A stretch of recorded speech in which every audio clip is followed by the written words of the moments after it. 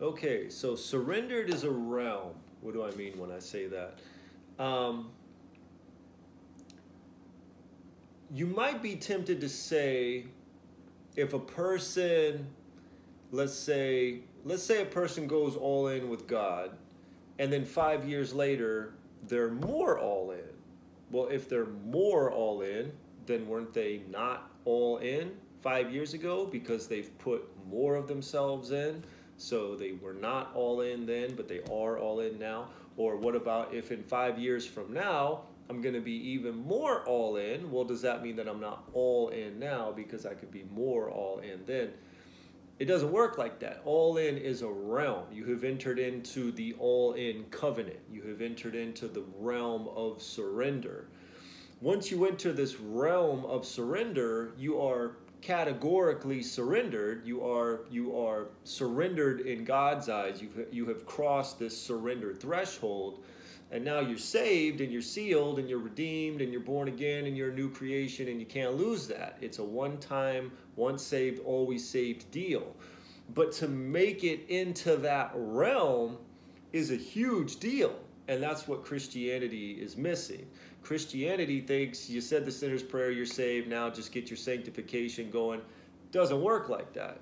To be saved is a huge deal. To be saved is to be surrendered, is to offer yourself a living sacrifice. It is to go all in. So you don't have to be perfect, but you do have to enter in this realm of perfection where like an Olympian is not perfect. I mean, even like some of the greatest Olympians, like Michael Phelps and people like that, they're not perfect. They still make mistakes. They still do errors. They still do this. They still do that. But even the guy that's like the worst Olympian, he's still an Olympian. Like the worst Olympian is, whatever, a world class athlete. Like he made it into the Olympics and he will die an Olympian. Once you're an Olympian, always an Olympian. Like you can't lose your Olympian status. You can lose in the Olympics. You can be close to doing great in the Olympics and then fall short and, come up third place when you should have come up first place or whatever. Come up 10th place and you could have made it seventh place. Like you can make mistakes within the realm of Olympicdom, but you can't lose your Olympian status. And again, it's a very elite group to even get into the Olympics. So it's really like that with God. His expectations are really high. I mean, it took me 7 years to figure out what the expectations were just to get into the Olympics, let alone to try to be winning, a bronze, silver, or gold medal, or multiple gold medals. I mean, it's almost nobody gets into the Olympics.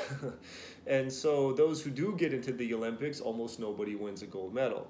So God's standards are very high. His expectations are very high.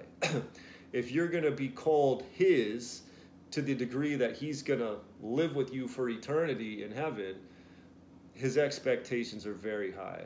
He's calling you to offer yourself a living sacrifice, to be holy for He is holy, to be a doer of the word and not a hearer only, to give your members to be members of righteousness.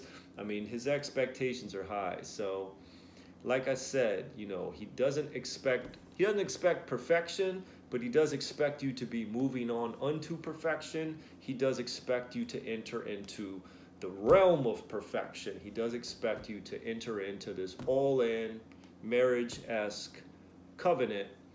And once you do that, you're saved, you're sealed, you're redeemed, you're born again, you're a new creation. You can't lose that. But everything's different when you do that because you are fused with the Holy Ghost. You're not just hanging out with the Holy Ghost. You're not just mingling with the Holy Ghost. You're not just dating the Holy Ghost. You fuse with God, and you're not coming back from that. That is not a fusion that gets undone. It just doesn't happen. So don't have to be perfect. You don't have to be Paul. You don't have to be John. You don't have to be these upper echelon, apostles, disciples. But you do got to be Bartholomew. We don't know what that guy did, but he was a disciple and he's in heaven. So, that's pretty much the range. You're going to have to be surrendered at least as much as Bartholomew was. And I guess at most, as much as Paul was, or maybe at some point, someone will be more surrendered than Paul. I don't know.